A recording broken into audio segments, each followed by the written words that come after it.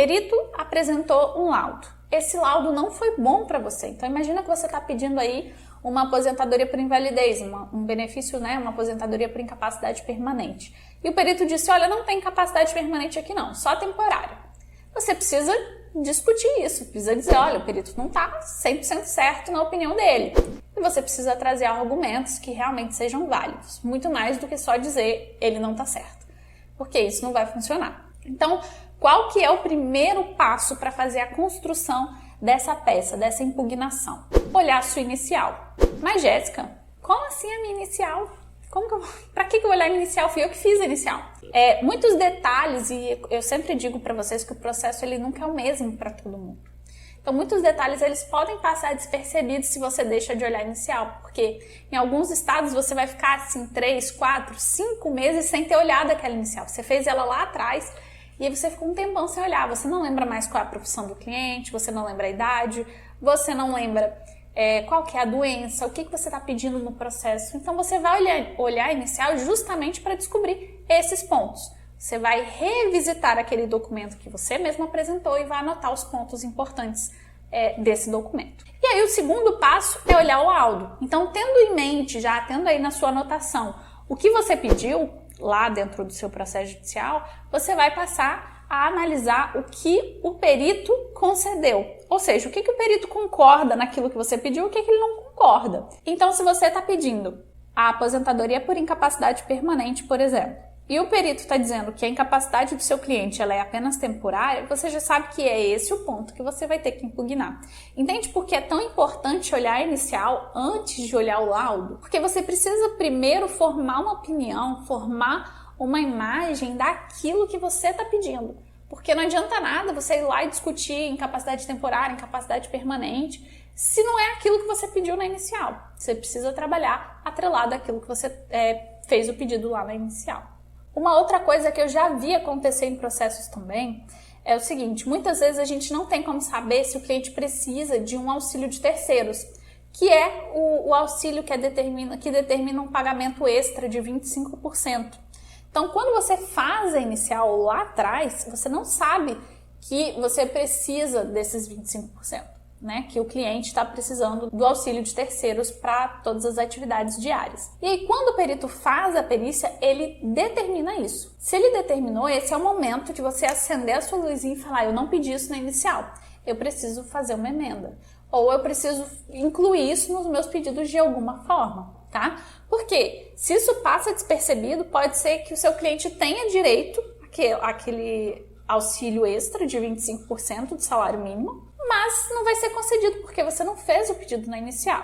Embora eu já tenha visto muitos juízes fazerem essa concessão mesmo sem ter o pedido na inicial. Mas para não correr o risco de ter uma discussão a respeito dessa decisão, do INSS apresentar um recurso, vale a pena você tentar fazer alguma coisa para resolver isso antes mesmo da sentença, tá? Claro que se o INSS não tiver apresentado a citação ainda, melhor para você. Então, normalmente o perito apresentou. Até o INSS ser citado, você tem um tempo aí para trabalhar essa emenda da inicial, tá bom? Ótimo. Olhei a inicial, olhei o laudo, fiz o comparativo entre os dois, então a gente está aí no terceiro passo. Nossa próxima etapa é verificar o que os laudos particulares, aqueles laudos que você apresentou junto com a sua peça inicial estão dizendo. Então você vai voltar lá nos laudos, nos documentos que você apresentou e vai verificar se esses laudos estão determinando uma incapacidade permanente, se eles sugerem alguma coisa nesse sentido. E se eles sugerirem, você vai trazer essa informação para dentro da sua peça.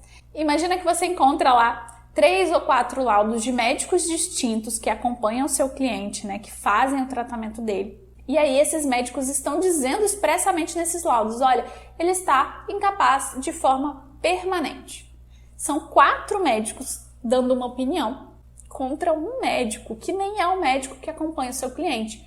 Trazer essa informação para dentro da impugnação do seu laudo, para dentro dessa peça que você vai apresentar no processo, traz muito peso para aquilo que você está trabalhando.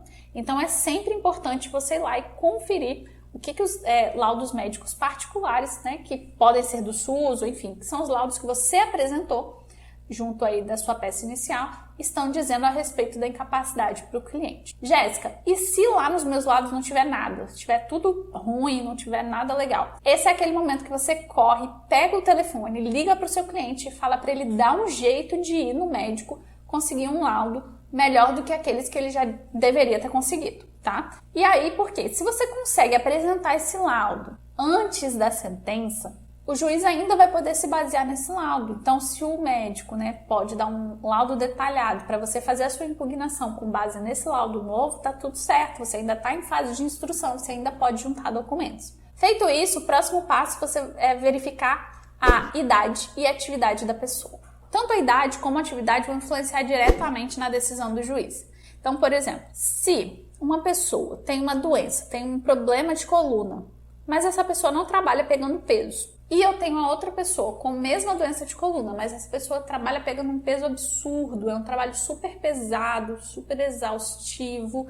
E aí eu tenho essas duas pessoas, uma tem 30 anos e a outra tem 62. É muito mais propício se você demonstrar essas condições para o juiz, porque ele pode tomar a decisão dele com base em vários critérios, e não apenas no que o perito disse. Então, para um cliente que tem 62 anos, que trabalha com trabalho pesado e que tem uma incapacidade, ele pode sim dizer, olha, tudo bem, eu estou entendendo que sua incapacidade é temporária, mas temporária durante quanto tempo? Porque se for 3 anos, ele já saiu, ele não consegue mais voltar para o mercado de trabalho com 65 anos de idade. Então, não faz muito sentido conceder um auxílio-doença para essa pessoa. Enquanto que para a pessoa de 30 anos de idade, o tempo de recuperação que ela vai ter, normalmente é muito menor. Então, enfatizar no seu laudo a idade e a atividade que a pessoa exerce, e eu gosto, inclusive, de procurar lá no site do Ministério do Trabalho o CBO da pessoa, o que a descrição da atividade daquela pessoa, o que aquela atividade faz. Então, eu sou cozinheiro. Beleza, eu vou lá, busco o CBO de cozinheiro e vejo e trago para dentro do laudo pericial o que um cozinheiro faz, para que o juiz consiga realmente compreender, porque o juiz não é obrigado a saber o que cada atividade faz, tá? Ótimo, agora nós vamos para o passo 6 e 7. No passo 6 e 7, basicamente, você vai fazer uma lista dos pontos que você precisa impugnar. Então, preciso impugnar o tempo da incapacidade, se ela é temporária ou se ela é permanente.